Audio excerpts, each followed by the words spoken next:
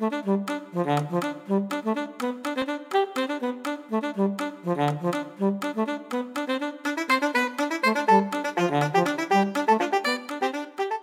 caractéristique de mes travaux, si je puis dire, c'est de m'intéresser non pas à l'offre, mais de m'intéresser à celui qui reçoit. Et donc l'objet de ma participation, de ma contribution, sera de revenir à partir de plusieurs expériences sur la manière dont la personne qui apprend à distance et comment dans ces différents temps de son processus d'apprentissage mobilise des réseaux sociaux. Il y a des choses qui ressortent aujourd'hui de manière assez évidente.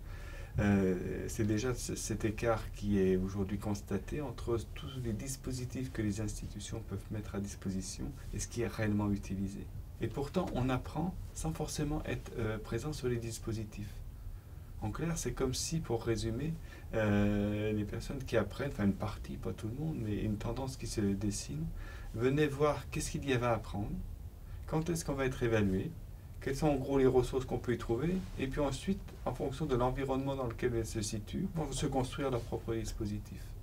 Ce qui fait par exemple que les étudiants aujourd'hui, quand on les interroge, ils ne sont pas très intéressés pour revenir à l'université.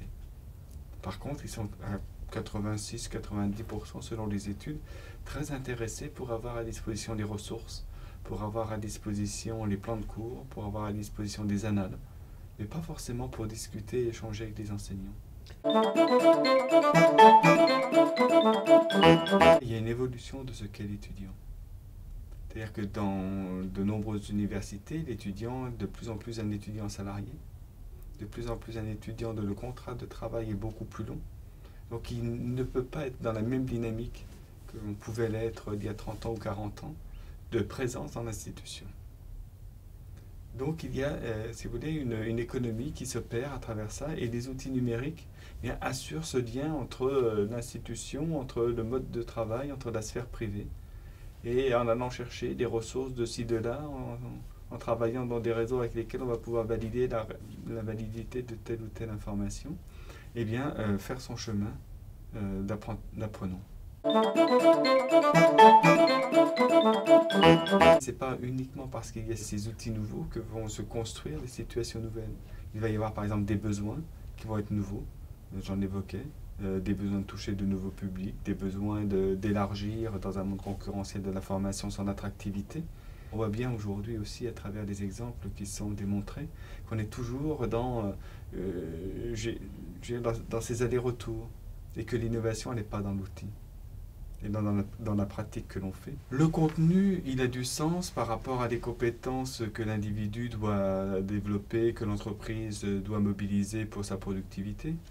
Mais aujourd'hui, et compte tenu quand même d'une grande évolution qui est la massification de l'information, sa diversité, l'hétérogénéité de ses origines, la difficulté de donner une valeur à l'information, donc il y a bien un moment où il y a une large part qui revient à l'individu. Et ça, c'est un mouvement, à mon avis, beaucoup plus global de la société, où la valeur du produit ou du service est donnée par l'usage que l'on en fait.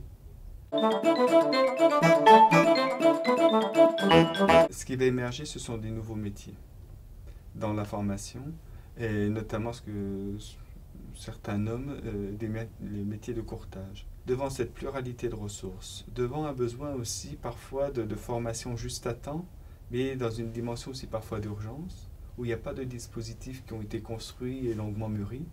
Donc il y a ces métiers que l'on appelle les courtiers qui auront cette capacité à identifier rapidement des ressources, à pouvoir développer des modèles économiques rapides pour pouvoir construire des réponses rapides.